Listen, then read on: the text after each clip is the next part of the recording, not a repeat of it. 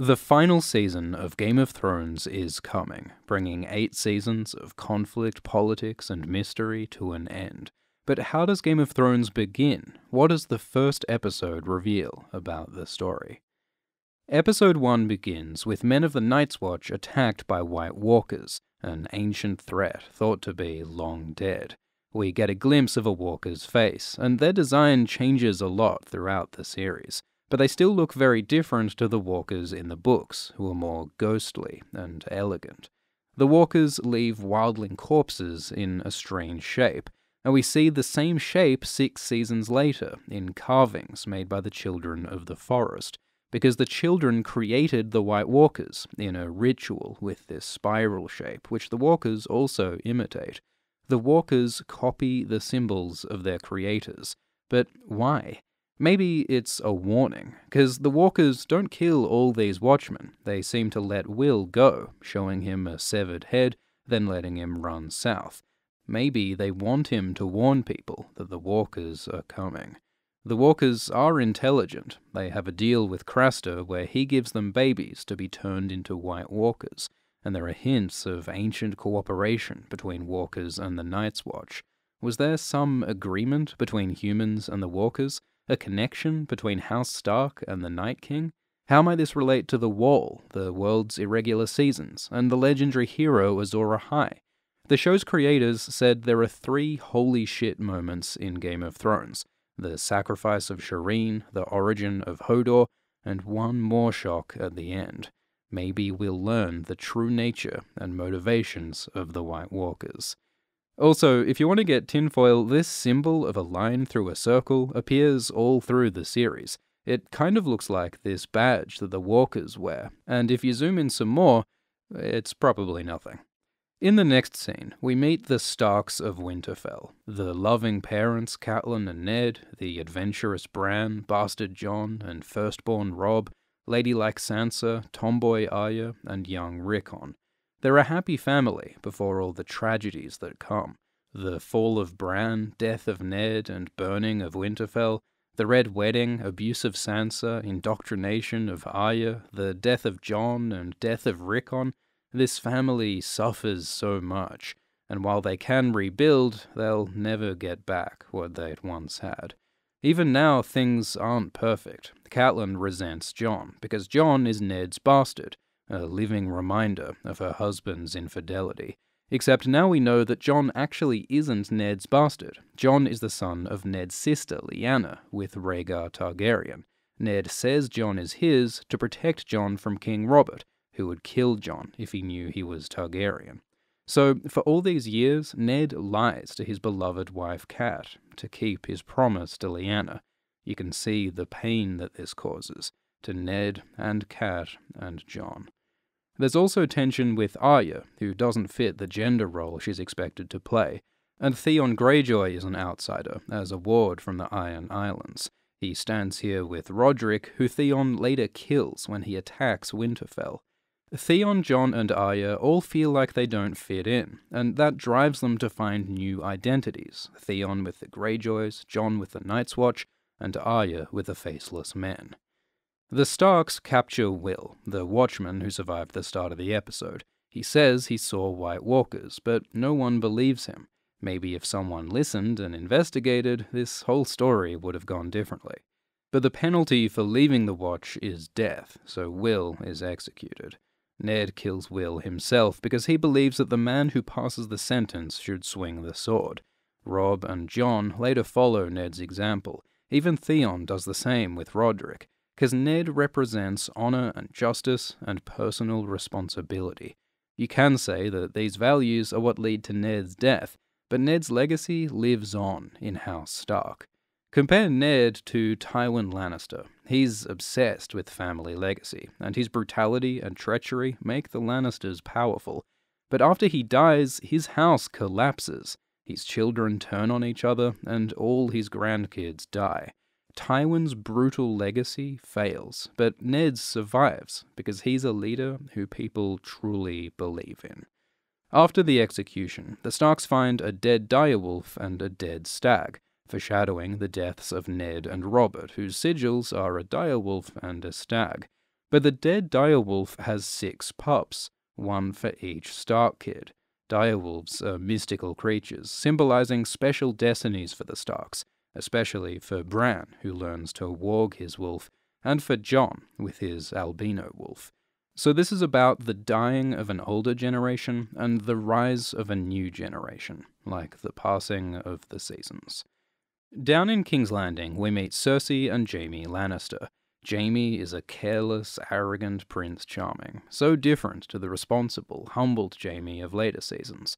But early Cersei's not so different. She has all the ambition and resentment that leads to her tyranny later on. Go watch our Cersei and Jaime videos for more. We're also introduced to Tyrion, the lecherous imp. He's a more light-hearted character before all his suffering later on. There's also much more sex and nudity in the early seasons of Thrones. Season 7 barely has any, maybe because of criticism from the media. We meet the prostitute Ros, who has a long arc in the show. She moves to King's Landing, works for Littlefinger and Varys, and gives us the perspective of a common person among the nobility. Ros moves up in the world and climbs her way out of sex work, but Littlefinger finds out that she's spying on him and gives her to Joffrey.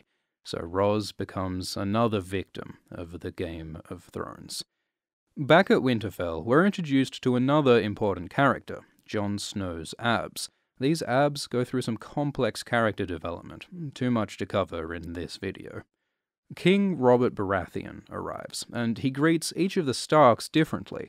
He touches Ned, Catelyn, Robb, and Rickon, and all of these characters die, while the Starks he doesn't touch are still alive.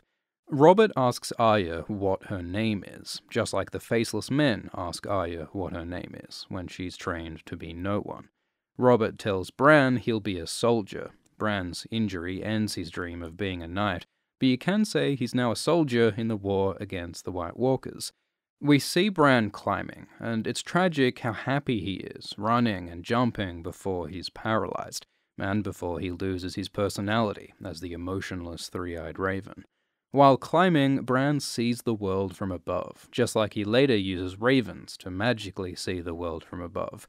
His whole power as the three-eyed raven is to see things, and this episode, Bran sees a lot. He sees Will get killed, sees Cersei and Jaime make babies. Bran says he sees the king coming, just like he later sees the Night King coming. So there's a lot of foreshadowing happening in this episode. Robert and Ned visit the Winterfell crypts and talk about Lyanna, Ned's sister, who Robert loved. Robert still hates the Targaryens for taking Lyanna. Ned says the Targaryens are gone, but Robert says not all of them. He's talking about Daenerys and Viserys Targaryen, but this can also refer to Jon, aka Aegon Targaryen. So again, Ned is keeping secrets from his friend Robert. Over in the east, we meet the Targaryens, Daenerys and Viserys. Dany is meek and afraid, worn down by abuse from her brother. Showrunner David Benioff said Dany is little more than a slave this episode. Maybe this experience as a slave is what leads Dany to fight against slavery in later seasons. Daenerys takes a bath, and her maid warns that it's too hot, but Dany isn't hurt. This foreshadows the later reveal that Dany can't be burned by fire. In the books, Dany can be burned. The thing with Drogo's pyre is a one-off miracle. But either way, being the unburned connects Dany to the magic of fire and dragons, and perhaps to her destiny as Azor Ahai, the hero prophesied to defeat the White Walkers. The Targaryens are hosted by Illyrio Mopatis. He soon disappears from the show, but in the books he's a much bigger character. He and Varys have a complex conspiracy to put a different Targaryen on the throne. But the plan now is to use a Dothraki army to invade Westeros, so Daenerys is married to Khal Drogo. Illyrio gives Dany dragon eggs, and the new Targaryen history book reveals where these eggs may have come from. We'll cover this in a new video, so subscribe and press the bell. Daenerys looks longingly at the sunset, like Luke Skywalker, a hero dreaming of something greater in life. But then Drogo rapes Daenerys. In the books, the sex is more consensual. Drogo asks permission, and Dany says yes. She gets some agency and control of her life. but in the show, Dany's growth from a slave to a queen is yet to begin. Back at Winterfell, there's an extra playing Jeyne Poole, who has one of the saddest stories in the books. Jeyne is Sansa's friend and is excited to come to King's Landing, but her father is killed by Lannisters, and Jeyne's given to Littlefinger, who uses her in his brothel. Jeyne is then forced to pretend to be Arya and to marry Ramsay, who abuses her horrifically. She escapes, loses part of her face to frostbite, and heads to the Wall. Some speculate she'll continue to Braavos and commit suicide at the House of Black and White. Sansa's innocent young friend suffers as much as anyone in Game of Thrones. While the Starks host a feast, Jon stays outside because it might insult the royal family to seat a bastard in their midst. Ironically, Jon isn't a bastard. As a Targaryen, he's royalty. And Joffrey in the feast isn't actually royalty, he's the bastard of Cersei and Jaime. Jon speaks with Uncle Benjen, and Jon says he wants to join the Night's Watch, but Benjen warns him that'd mean not having a family and not fathering sons, and Jon might care about that if he knew what it meant. Some fans speculate that Benjen knows that Jon is a Targaryen, because Jon joining the Watch would mean giving up his claim to the throne, except Jon may have got out of his vows by dying then being reborn. We get a moment with Catelyn and Sansa, and see Sansa's naive dreams of marrying Joffrey and being his queen. Sansa's arc is all about her losing those illusions. Catelyn is a woman defined by her love for her children, and this episode she starts to lose them. Cersei says a beauty like Sansa shouldn't stay hidden in the north forever, and it scares Cat to see the scheming Cersei taking her daughter away. And rightly so, because after this episode, Cat never sees Sansa again. Jon meets Tyrion, who says, "Never forget what you are, wear it like armor so it can't be used to hurt you."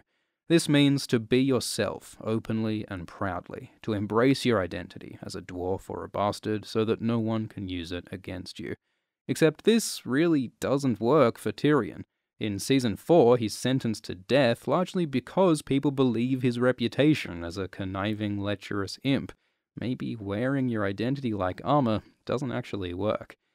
Cat gets a letter from her sister Lysa saying that the Lannisters killed her husband, Jon Arryn, but in Season 4 we find out it was actually Lysa who killed Jon, under the orders of Littlefinger. Littlefinger caused conflict between the Starks and Lannisters for his own agenda, bringing war, death, and horror on the Starks. It's only in Season 7 that Littlefinger's finally brought to justice for these crimes. Bran sees Cersei and Jaime's twincest, so Jaime pushes him from a tower, starting Bran's arc as a psychic tree boy and Jaime's long road to redemption.